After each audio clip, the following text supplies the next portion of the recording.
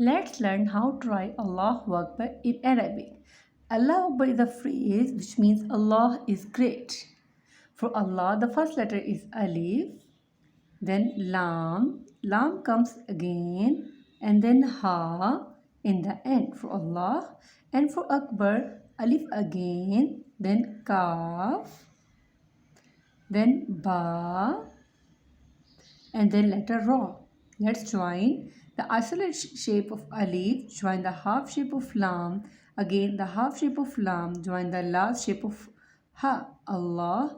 And for Akbar, again Alif comes in the isolated shape, then the half shape of Kaf, join the half shape of Ba, and then the Ra, Allahu Akbar.